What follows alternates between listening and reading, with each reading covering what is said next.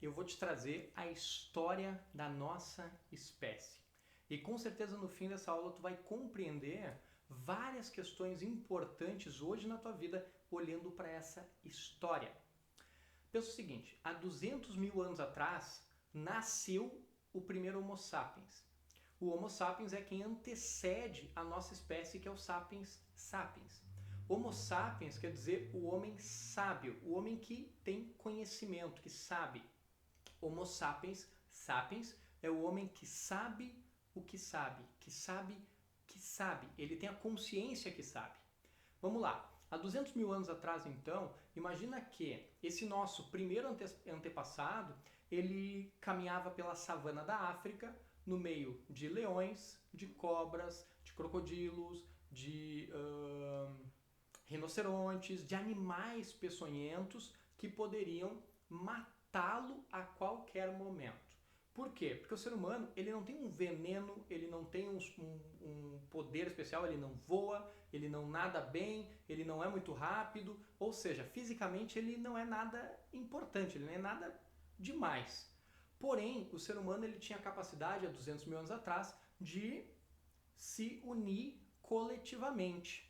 Coletivamente como uma medida de proteção. Por quê? Porque já que ele não conseguia combater de um a um algum animal, coletivamente ele tinha mais chances de sobreviver. Todo organismo vivo busca a sobrevivência. A gente vai ver isso conforme as aulas vão passando. Todo organismo busca a sobrevivência. Então, esse organismo, o ser humano, ele conseguiu se unir em grupos, pequenos grupos de até 50, 70 pessoas, para garantir essa sobrevivência. Legal.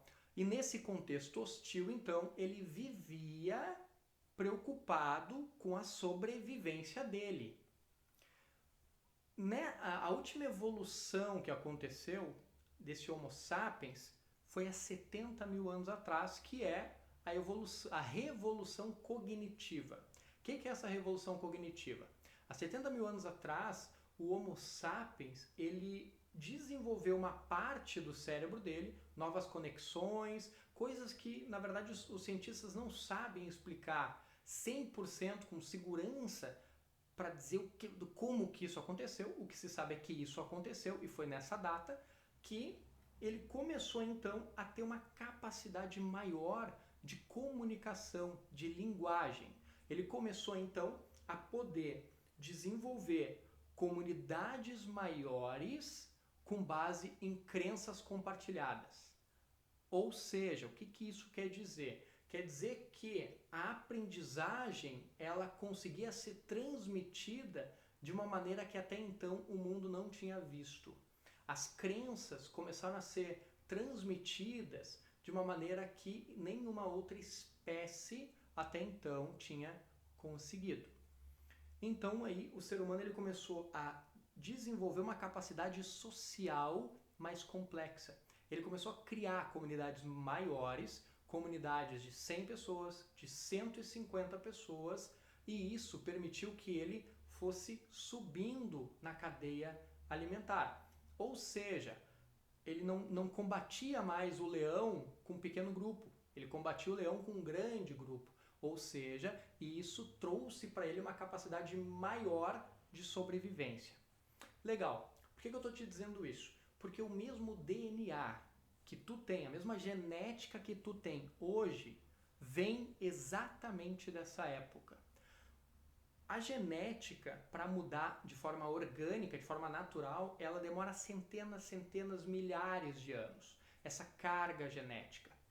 Então, partindo do pressuposto que essa mesma genética que tu tem hoje, ela vem dessa época, imagina que esses medos, esses anseios, essa preocupação com a sobrevivência, ela vem de um contexto onde era lógico tu ter essa preocupação, onde fazia sentido tu ter essa preocupação, porque verdadeiramente tu corria um grande risco de vida.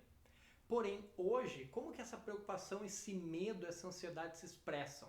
De uma maneira que, por exemplo, é um chefe que tu tem medo de perder o emprego, tu tem medo de não ter uma agenda como tu acredita que deveria, tu tem medo de falar com pessoas que tu não conhece sobre os teus serviços, porque tu vai te sentir inseguro e aí tu, para buscar segurança, tu não fala com novas pessoas, tu não vende os teus serviços, e isso é uma herança desse tempo. Só que, o que é interessante perceber agora? Que tu já não está mais numa luta pela sobrevivência, numa luta pela vida. Ou seja, um não, ele não vai trazer uma ameaça para a vida, como há 200 mil anos atrás, há 70 mil anos atrás, um leão trazia. Só que a programação genética, ela é idêntica, ou seja, os desafios mudaram, porém a programação ela é a mesma. E justamente por essa programação ser a mesma, a gente traz nessa carga genética os mesmos anseios, as mesmas preocupações, os mesmos medos. O que o Yuval Harari fala? Tá? Yuval Noah Harari, ele é um especialista, um historiador, escritor do livro Sapiens. O que ele fala? Que o ser humano hoje sente esse tipo de coisa de forma ilógica, ou seja, não faz sentido nenhum sentir isso, mas ele sente, porque a nossa subida no degrau da pirâmide alimentar, né? A nossa ascensão na pirâmide, ela foi muito rápida. Não deu tempo de, por exemplo, esses genes eles se modificarem. Ou seja, a gente passou lá do fundo da pirâmide, lá da base da pirâmide, onde éramos animais que facilmente eram combatidos, para o topo da pirâmide em muito pouco tempo. Coisa que, por exemplo, não aconteceu com um tubarão, não aconteceu com o rinoceronte. O rinoceronte ele não tem medo de ti.